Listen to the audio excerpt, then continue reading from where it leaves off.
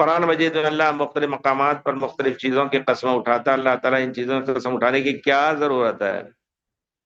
یہ انسان اتنا ہٹ دھرم ہے کہ اللہ بھی قسم کھائے تو نہیں مانتا ہے نا۔ آپ اگر کسی سے تو جھک جھک ہو رہی ہے یا کوئی بحث مباحثہ ہو رہا ہے تو آپ قسم کھائیں گے تو کوئی معقول آدمی رہے گا مان لے گا نا۔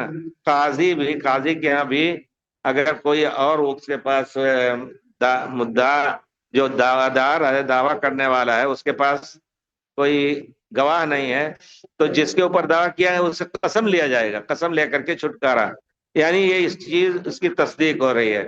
تو اللہ تعالیٰ اسی معنی کے لیے قسم کھاتے ہیں کہ تم سمجھ لو ہم تاکیداً یہ بات کہہ رہے ہیں اور اس میں کوئی جھول نہیں ہے، اور یہ پکی بات ہے جس طرح آدمی ایک دوسرے کے ساتھ قسم کھاتا ہے۔